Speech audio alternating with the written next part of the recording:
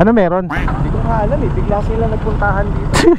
Parang ang tawag nila rito ay We Ride As One. Yan.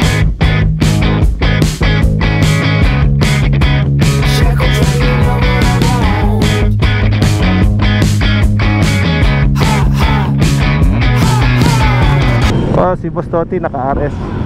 Let's go. Maganda rin dito sa Ducati Philippines talaga eh, no? You will ride with the CEO of Ducati.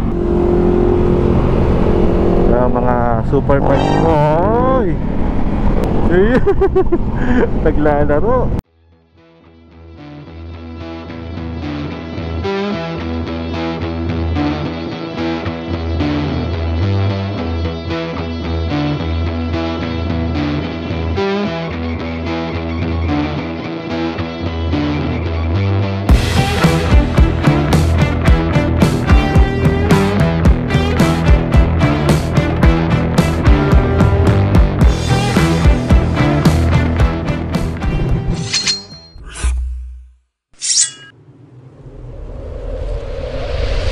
Hi guys, good morning.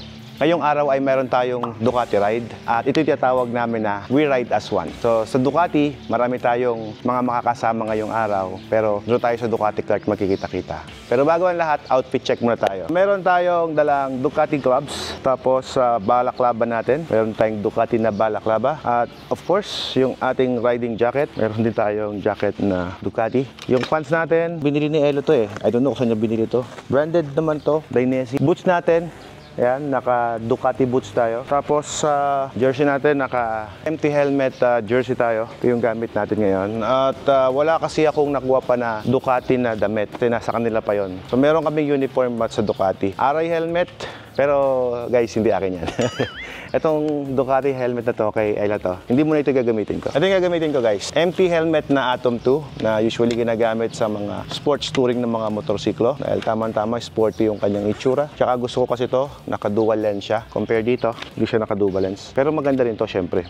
Pero ito, trip ko lang gamitin kasi nga, mas comfortable siya for me. Dala ko naman ngayon yung ating tire inflator, na kung saan nabili ko pa ito sa New Zealand, yung previous ride namin doon. Siyempre kapag nag-i-stock ka ng motorsiklo, dapat yung mga gulong mo palaging maayos. So kung mapapansin nyo guys, yung ilaw natin na malaki na nakalagay before dyan, tinanggal ko na. Piniltan ko siya ng Wonderlich na ilaw. Ito guys, maliit siya pero grabe yung lakas ng ilaw na yan. Yan, Wonderlich radiator guard. Dito naman Wonderlich na radiator guard din dito. So yun yung mga nilagay natin. At ang reason kung bakit ko siya pinalitan, kasi ang mga Italian motorcycle medyo maarte pagdating sa electronic. That's why kailangan natin sumunod doon sa patakaran ng kanilang voltage requirement. Kaya naman, naglagay tayo ng 1 ampere lang yan. Actually, napakaliit yan pero ang lakas niya. So, by doing that, good to go na yung ating Multistrada.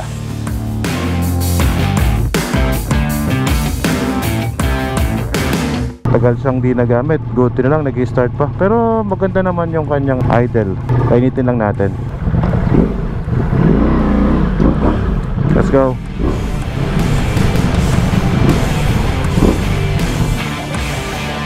Patay. Parang malambot yung gulong. Parang malambot. May targets ba yung kamay mo? Lang yung tanong yun. May targets ba yung kamay mo? Ano na lamang matigas yung gulong ko, no? Mas maganda ikaw mismo mag-check. Medyo malambot lang siya ng konti. Brand yung gulong eh. Okay na? Okay, let's go.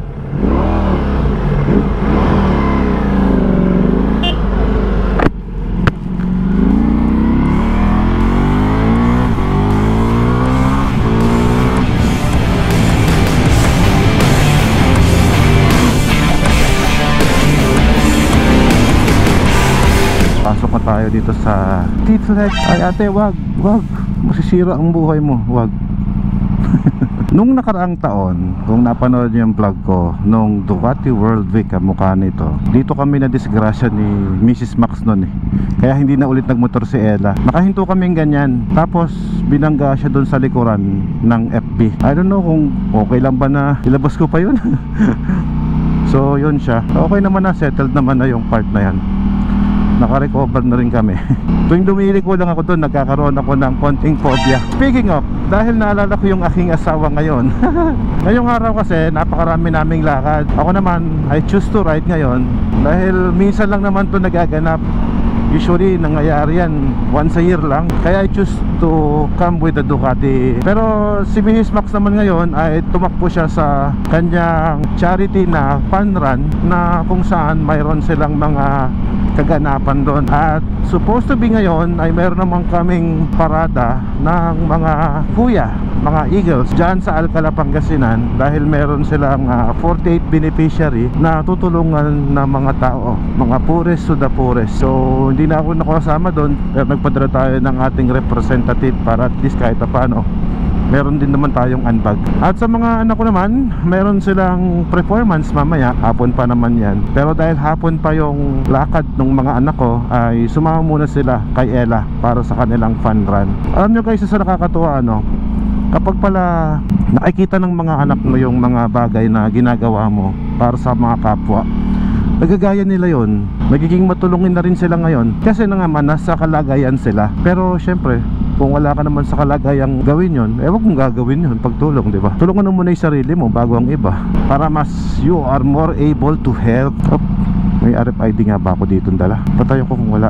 Ay, nabasa. Hindi ko alam kung dala ko yung card ko. Ducati Clark lang naman tayo eh. Oo, ang ganda ng sikat ng araw. Ang sarap naman mag-ride ng ganito.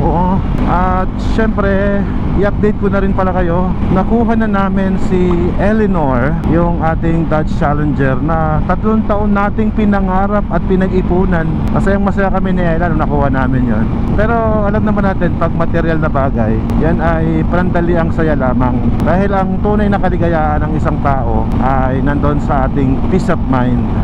Pero syempre, bilang motivation at inspiration na rin, masarap na mangarap ng mataas. Dito tayo sa southbound kilometer 134. Nagluko po yung GoPro natin. Yan ang problema kapag sa mga vlogger, no? I don't know kung nakaka-relate kayo sa problemang to. Ayan, nagluluko kadalasan ng GoPro, kaya ang hirap po maging vlogger.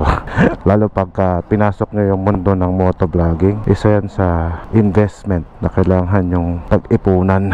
Alam nyo ba guys, sa akin pag nagwa-vlog ako, ang GoPro ko ay 3. Itong nasa chin mount ko, at pagkatapos yan, yung kausap ko ngayon, kayo, para sa inyo naman.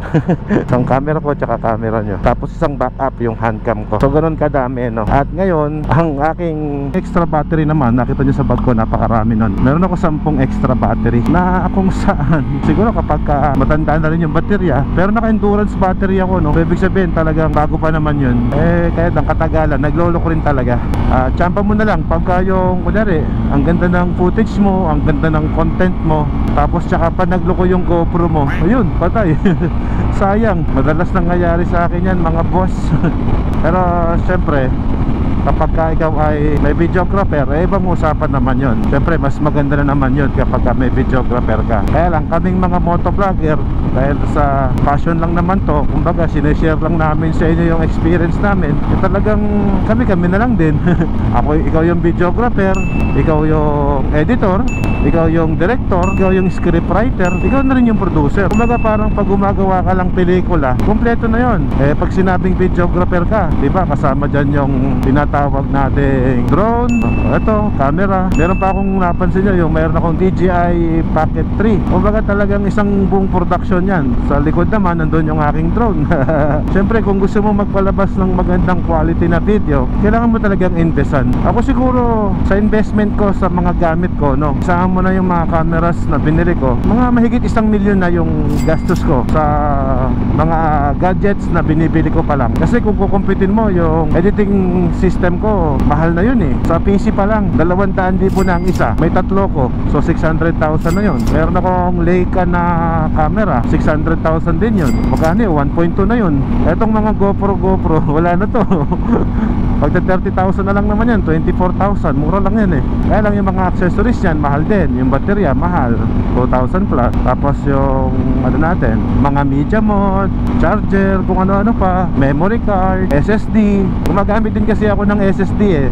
Kasi yung kuha ko, 4K. Siyempre may mga file ako na kailangan ko munang i-save bago ko burahin.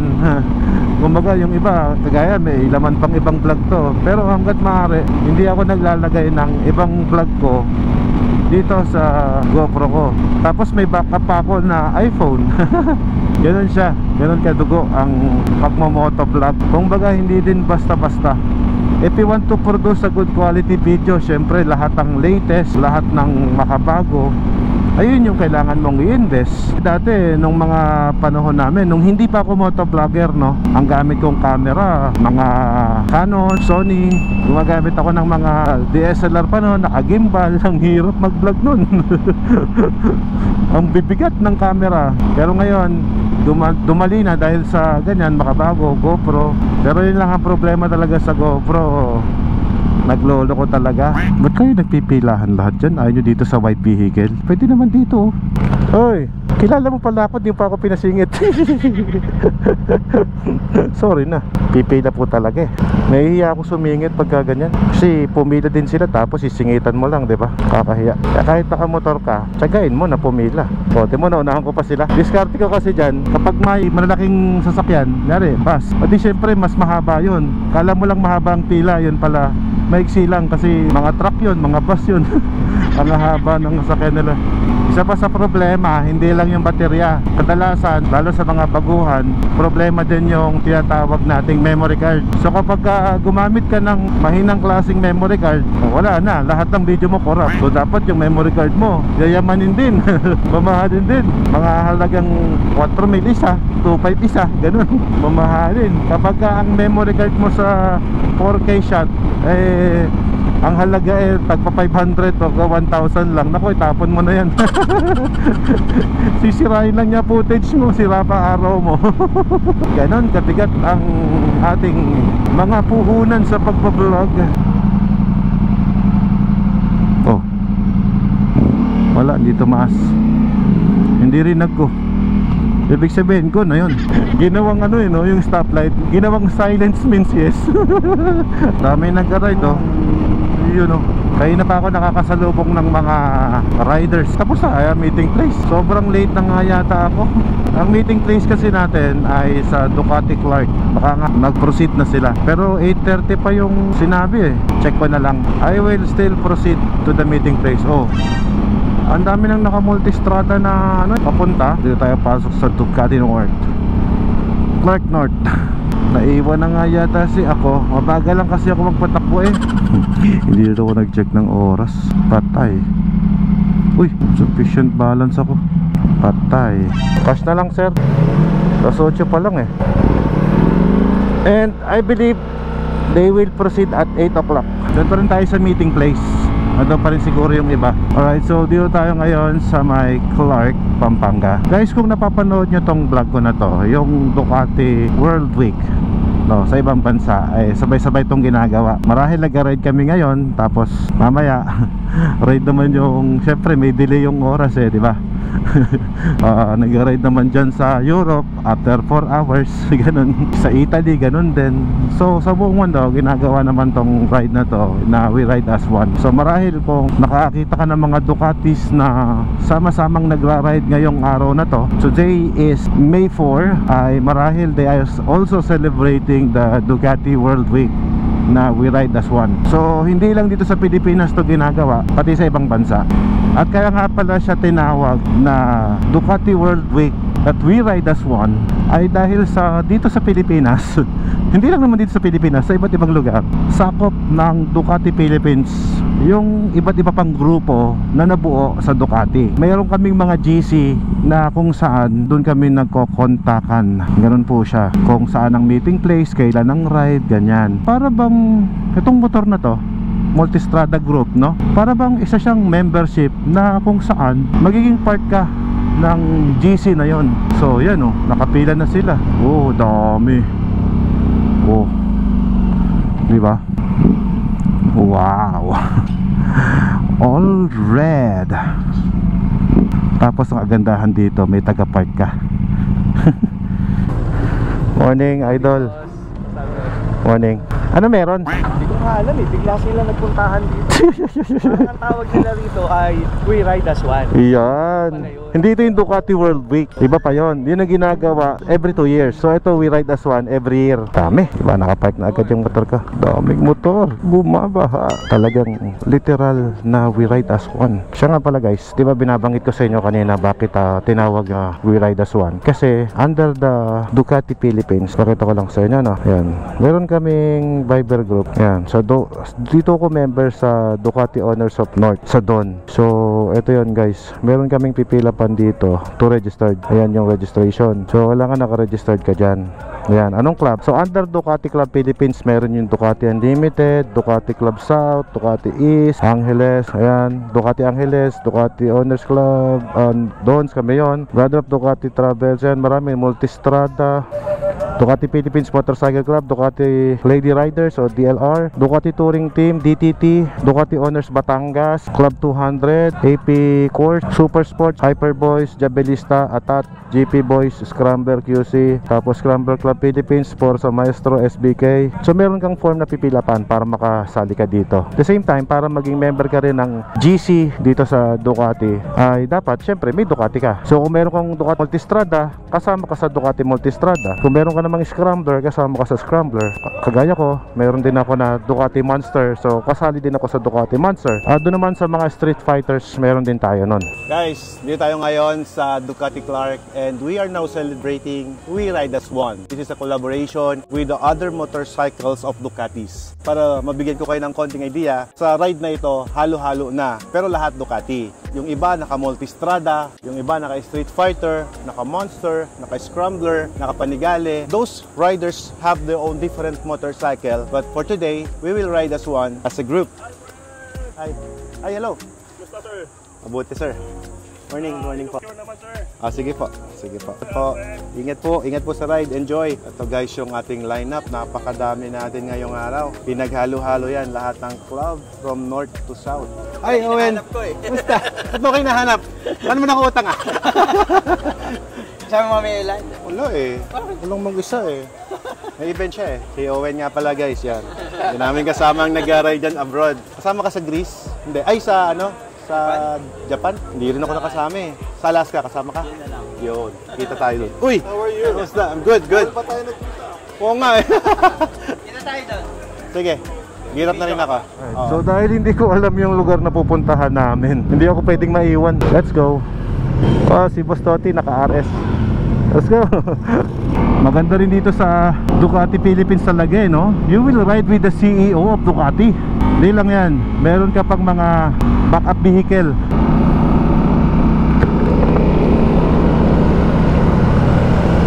Yun, no?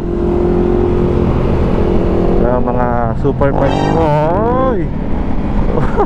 Naman, isa pa nga. Naglalaro. Ganda ng Ducati RS si Boss Toti, oh.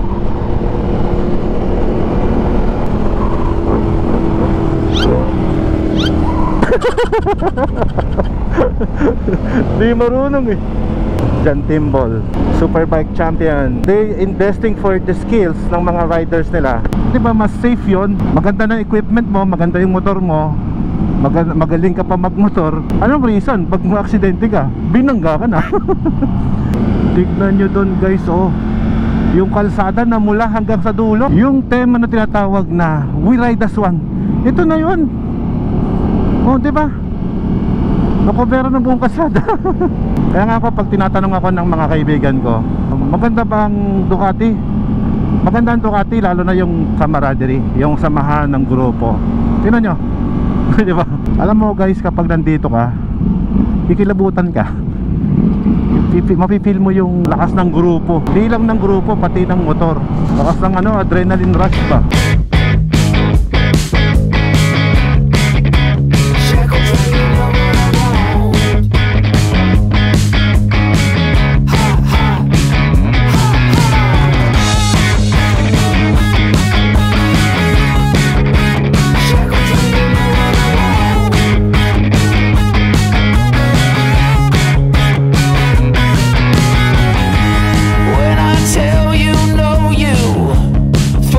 Tantrum satisfied with what you have.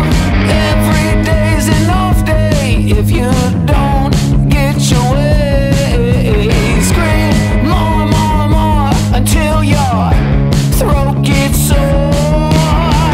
Jump on the direct express, let's make it right. Don't be a spoiled brat, baby, get out tonight. Oh, ganda ng view oh. Daming motor. Isipin mo lahat yan Ducati, no? Hanggang doon sa dulo. Kapag nagra-ride ang Ducati Philippines, ganyan naman kahit na normal ride lang, yung may pabanner talaga. Paano kaya kung magawa ang Ducati Philippines ng sarili nilang Ironman, no? Diba sa BMW, yung BMW Owners Society of Safe Riders, yung boss na tinatawag. Paano kung merong DOS? Ibig sabihin, Ducati Owners Society of Safety Riders, no? Ang galing siguro nun. Tapos lahat ng magpa-participate lang sa Ducati. Yun ang maganda doon. Since kaya ko naman naisip yung tinatawag kong DOS. Kasi since Ducati naman ang namamayagpag kapag Ironman eh. Diba? Kasi syempre multistrada, nakadesign naman talaga na matulin talaga. Syempre 175 horsepower. O lalo ngayon may RS pa. Di may 200 horsepower na, I don't know, 210 pa yan? 195. Basta ganun. Around 200 horsepower na sports touring at bike, diba? So paano matitibag yan ngayon? Talagang talagang matulin ang Ducati. Tsaka ang mga rider, hindi lang nag-ride basta sa kalye. Nag-ride din sila sa racetrack. They know how to ride fast and ride slow. Sino kaya ang pinakamatulin na makakatapos nun? 1,200 kilometers with all Ducati. Marami magagaling na rider kasi. Ito pala yung daan na hindi pa pinapadaanan talaga sa publiko, di ba? Buti lang nakasama ako sa ride na to. Na-experience ko dumaan dito.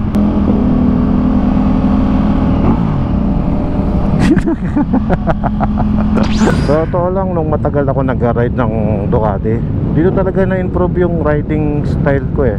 Kasi dito may libreng training sila kapag nasa Ducati Track Week.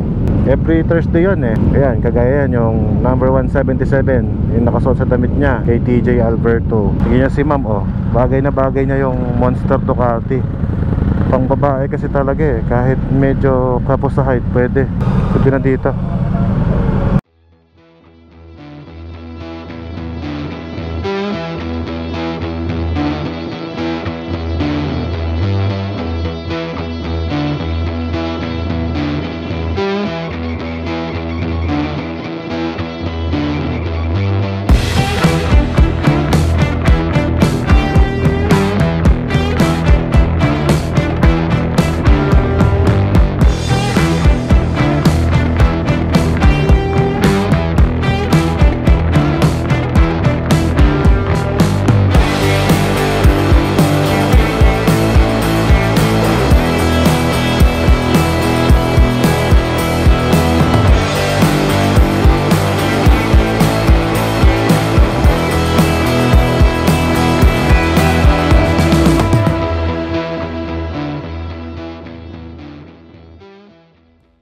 Ito ngayon yung ating event. This is the Athletic Stadium. Ayan, meron tayong picture booth dito na pwede kang magpa-picture for all the clubs. Siyempre, since sticker booth yan, bakit mo kakalimutan na magdikit ng sticker natin? Okay. Dito tayo magdidikit, guys. Alright. Sana hindi matanggal. Usually, ugali namin magdikit ng tatlo. Tatlo dinidikit ko kasi. Tatlo didikit namin para I love you. Para yan sa mga nanghihingi ng sticker sa akin. Di dyan nyo na lang kunin. Pitasin nyo na lang po. Pero yung isa, iwanan nyo po, ha?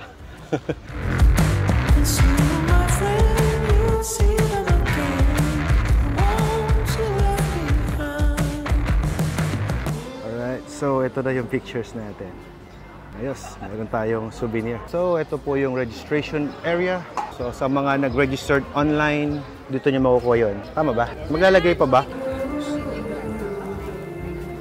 Thank you. Thanks. So meron din sila ditong dress to impress naman. Grabe, naka-full Ducati talaga. From head to toe, sigurado pati brief niyan Ducati. So meron silang mga merch dito. So after natin magpa-registered, makakuha ng stub dito sa registration sa labas. Dito mismo sa loob ng ating venue, dito tayo kakain. Pero diet tayo eh. So light meal lang tayo ngayon. Uy, Pres, kamusta? Long time. Yep. Sumama last time. Saan? Oo nga, no. Oo, nakalista ako dun eh. Good. So, ito na yung mga participants dito. Hello po. Ma'am Rizzy. Ako lang. Bakit si Ella hinahanap mo? Dito naman ako. So thank you. We're very, very thankful that you guys are here, you know, showing how healthy and strong our community is.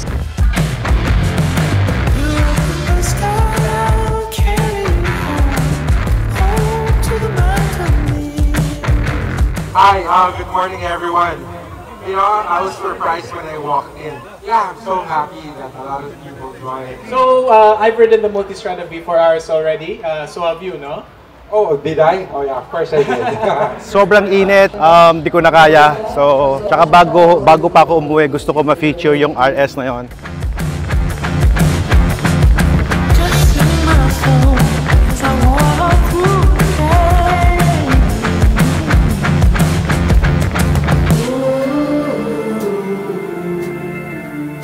Home to the mountain.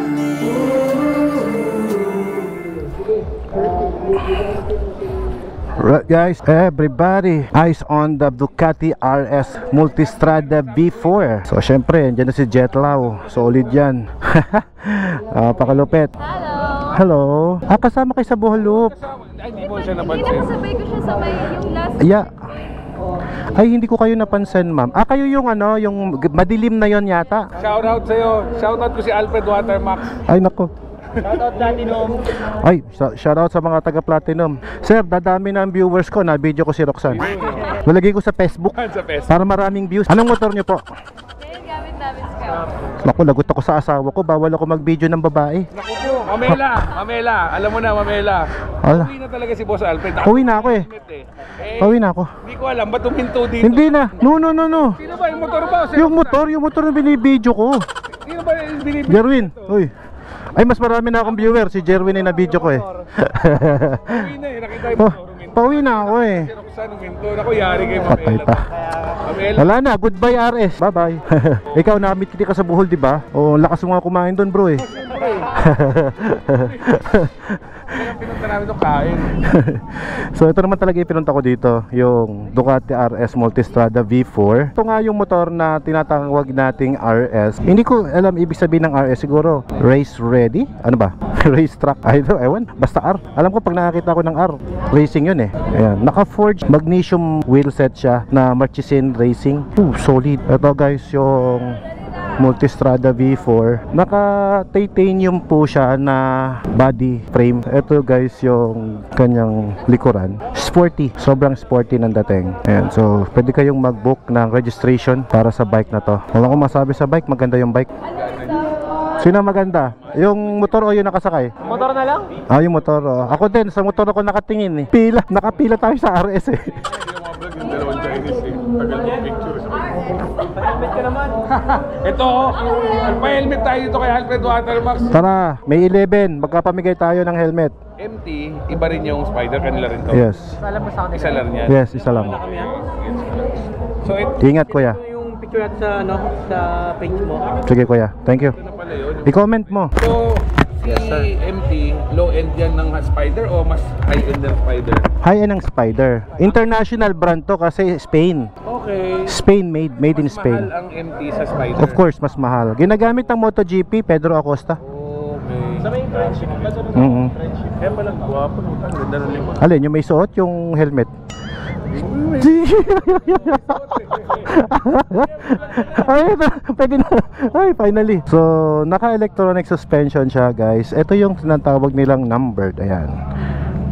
Number 657. Okay din. Maganda siya. If you want to have a limited bike na aariin mo, okay to. Kasi this bike is parang dalawa. Kasi this is a Multistrada body na kung saan yung kanyang engine na to na naka-dry clutch ay makina ng Panigale. So para maipakita ko sa inyo, parang bumili ka ng isang motor na dalawang bike ang katumbas. Nandito yon, tara. Tayo sama tayo. Ayun, kasya tayo. Yon, thank you. Dito ka Pangasinan? Opo. Ingat brother ah. Boss Alfred, pabili mo na kami Madam Ella yan. Ha? Pabili lang ng kotse eh. Oo. Di ba lang gusto niya ka rider? Kaya nga eh. Kaya tayo ulit na, rider din ako. Tara. sa Manscaped ni Pasyal kayo sa bahay. Sa shop. Kahit di kayo magsabi, open naman yun. So ito yung sinasabi ko sa inyo. Yung engine na to, nilagay mo dito. So this is a Ducati Panigale. Imagine mo yung Ducati na to, Panigale V4R yan. Nilagay mo dyan. So di napakalakas niyan, di ba? Halimaw yung motor. Saan ba ang daan palabas? Mag-expressway kayo? Opo. Puntang North. Puntang Opo. Isa, paglabas sa main gate, kakaliwa kayo. Kakaliwa. I'll go ahead na kahit di pa tapos yung programa. Kasi meron pa akong family bonding with my kids. Yun talaga, kailangan mong balansehin. Balanse lang ba? Para ma-multiply mo lahat ang gagawin mo sa buhay. So kung dito kami galing kanina, sabi ni Sir, kaliwa daw. Dito kami lumalabas ng Ironman eh. Nung previous Ironman, itong multistrada rin yung ginamit ko. Dito rin galing yun eh. So ang masasabi ko sa lugar nitong New Clark City, napakaganda. 1, 2, 3, 4 lanes po siya guys, na may maayos sa draining system. At pagkatapos naglagay pa sila ng malulupit na solar powered dyan na mga ilaw. Every poste meron silang solar powered. Napakaganda ng ginawa nyo dito guys. Ngayon lang kami. Ha? Ngayon lang kami. Ngayon lang?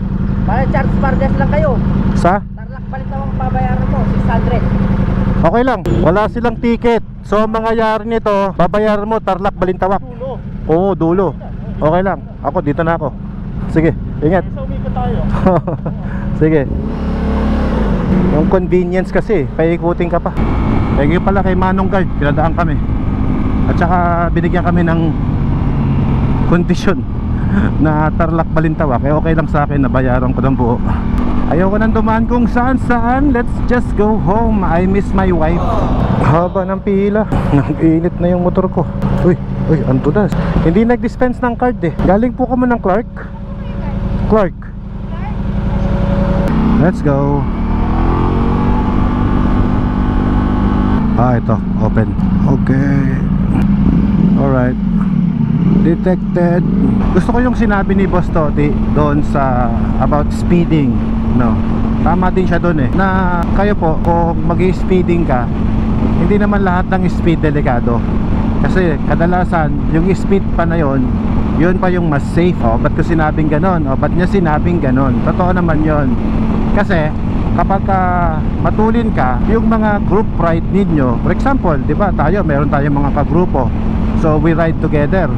So ang mangyayari ngayon, sabay-sabayan aalis eh, di ba? Kung matulin ka, hindi mo kailangan magkalat-kalat sa kalye, yung bang hataw-hatawin mo yung motor mo para lang makahabol sa group. For example, naiwan ka, so yung normal facing mo lang, kayang-kaya mong makaabot doon sa group ride. Kadalasan, nami-misinterpret yan ng mga hindi big bike rider. Kasi yung motor na malaki, sa rider mabagal yun. Pero kapag maliit yung motor mo, dahil hinahataw mo lang siya, akala mo matulin, akala mo layo na narating, yung palahan dyan lang. Maganda rin yung malakas talaga yung bike, lalo na yung kung malakas yung arangkada. So ito, malakas naman yung arangkada, komportable pa rin naman. Na kung ihahalin tulad mo sa XR 1000, halos hindi naman sila nagkakalayo. Na inline 4 naman yung XR. Pero ako kasi, personally, hindi pa ako nakagamit ng XR. Kaya siguro hindi ko masabi na kung ano yung mas bet ko. Pero time will come, magkakaroon din tayo ng XR. Mami, baka naman XR 1000 dyan. Next month rin natin, May 16, labas tayo ng XR. Kahit na yung triple black lang, happy na ako. Total, yung si Eleanor, niregalo ko naman sa wife ko yon. So I think ay deserve ko naman na maregaluhan din.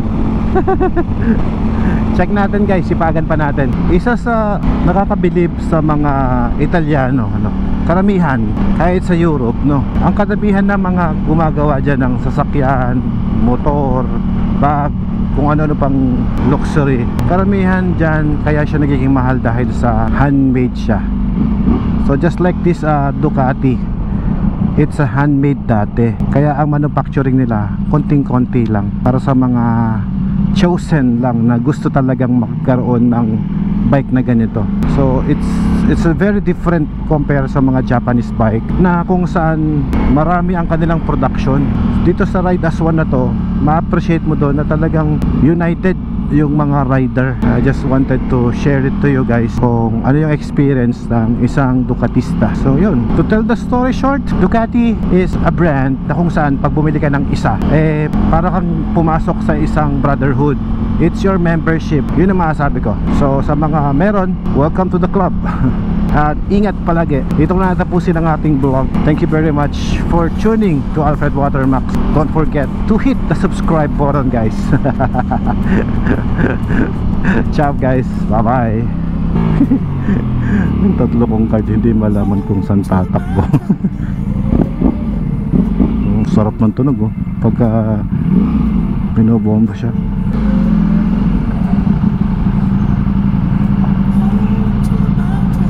Let's go. Hi, splash.